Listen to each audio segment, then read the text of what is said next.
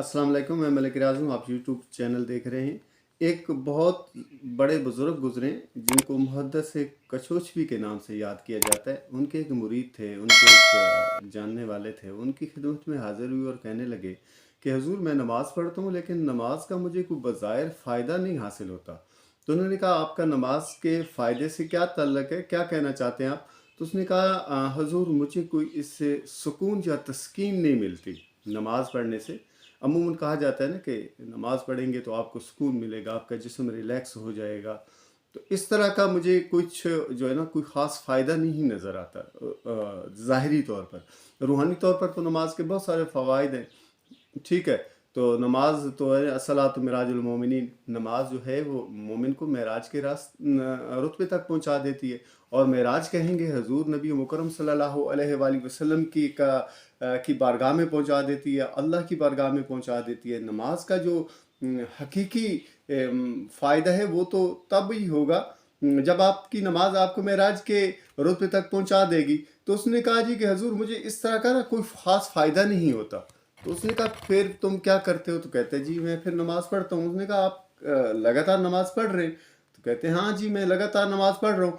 फिर उन्होंने कहा, जी आप नमाज क्यों पढ़ रहे हैं फिर, जब आपको ये फ़ायदा नहीं होता? कहते जी इसलिए, उन्होंने ये जवाब दिया कि इसलिए नमाज पढ़ रहा हूँ कि नमाज तो अल्लाह का हुक्म है। तो ये जब उन्होंने ये बात कही ना कि नमाज तो अल्लाह का हुक्म है, तो इस बात पे वो झूम उठे। इस बात पे वो इसलिए झूम उठे, कहते कितना ज़बरदस्त आदमी है तू कि नमाज का बज़ाहिर भी तुझे फ़ायदा नहीं नज़र आ रहा, नमाज का तुझे बातनी तौर पे भी फ़ायदा नज़र नहीं आ रहा, लेकिन तू लगातार नमाज पढ़े जा रहा है। इसलिए पढ़े जा रहा है कि ये अल्लाह का हुक्म है। तो जब तू अल्लाह के हुक्म की ताबीर कर रहा है, उसके ऊपर तू जो है ना तकलीद कर रहा है अल्लाह के हुक्म की, और उसके ऊपर आप चल रहे हो, तो इससे बड़ा और क्या फ़ायदा हो सकता है नमाज का? एक टाइम ऐसा आएगा कि जब आप अल्लाह के दरबार पे लगातार हाज़िरी देते रहोगे, दरवाज़ा खटखटाते रहोगे, एक दिन दरवाज़ा खुल जाएगा। एक दिन जो आपको नज़र आ रहा है कि बज़ाहिर नमाज का फ़ायदा नहीं है, एक दिन आपको उसका फ़ायदा हासिल हो जाएगा। क्योंकि आप हर रोज़ दरवाजे को नॉक तो कर रहे हो, हर रोज़ दरवाजे को दस्तक तो दे रहे हो। हाँ, अलबत्ता आपके अमल के अंदर जो है वो उस तरह से जो है ना खूबसूरती नहीं है। आपकी जो है ना वो उस तरह से एक ईमान की तक़वियत आपके अंदर मौजूद नहीं है जिस कदर होनी चाहिए, और वो नमाज आपको मेराज के रुतबे तक पहुंचा दे। क्योंकि नमाज का काम यही है कि नमाज आपको बेहयाई और बुरी बातों से रोकती है, लेकिन बज़ाहिर तौर पर नहीं रोक रही। इसका मतलब ये नहीं है कि आप नमाज को छोड़ देंगे।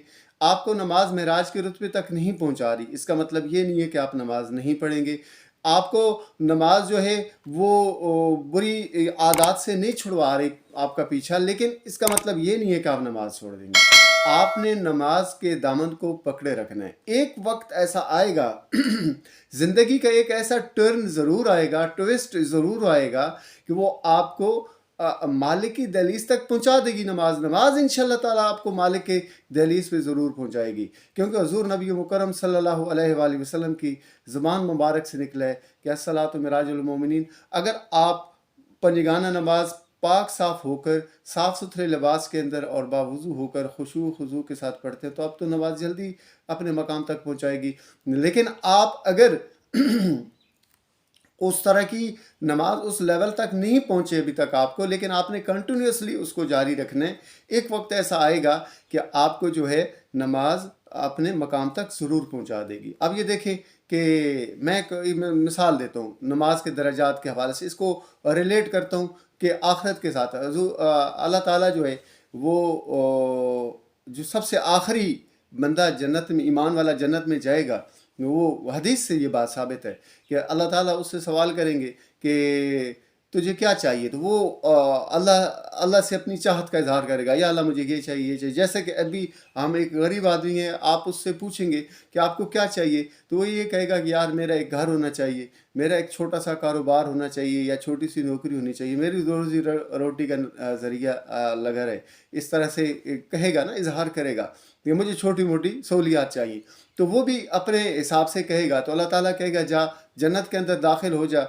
जब अल्लाह उसकी मंशा को पूरा करने के बाद उसे अपनी तरफ से क्या अनायत करेंगे जन्नत में, ये पूरी दुनिया जो है جو 7 بر اعظم پہ پھیلی ہوئی دنیا ہے، اس کو 10 کے ساتھ ضرب دے دیں تو جتنا ایریا بنتا ہے، جتنا جگہ کی قیمت بنتی ہے، جتنی آسائشیں بنتی ہیں، اس سے زیادہ اللہ تعالیٰ اس کو جنت کے اندر آسائشیں دے دے گا.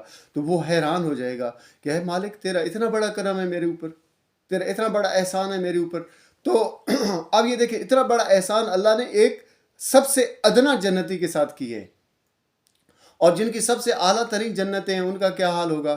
اب پھر ابو بکر صدیق کی جنت کا کیا ہوگا، پھر آپ عمر فاروق کی جنت کا کیا ہوگا، پھر عثمان غنی کی جنت کا کیا ہوگا، پھر مولا کائنات کی جنت کا کیا ہوگا، وہ تو جنت کے خود مالک ہیں. ٹھیک ہے، وہ پھر حضور کے خاندان کی جنتوں کا کیا عالم ہوگا، پھر بلال حبشی کی جنت کا کیا عالم ہوگا. پھر جو ہے نا حضرت خالد بن ولید کی جنتوں کا کیا عالم ہوگا.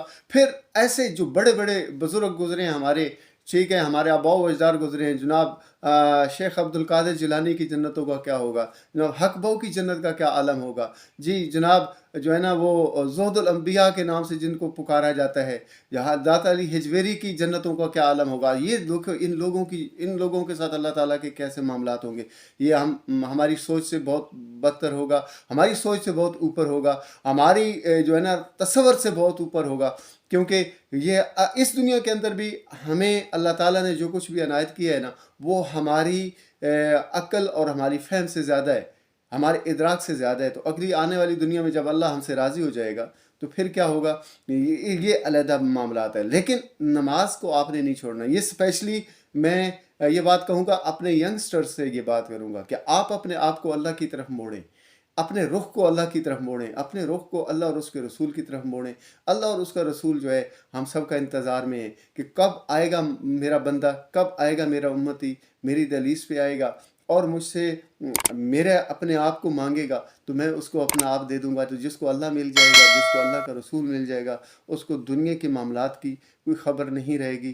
کیونکہ پھر وہ بندہ یہی کہے گا کہ اسی ہوں کسی دے کچھ نہیں لگ دے. تو حضور نبی مکرم صلی اللہ علیہ وآلہ وسلم کی ذات پاک پر درود و سلام کا نذرانہ پیش کر دیجئے. اللہ حافظ.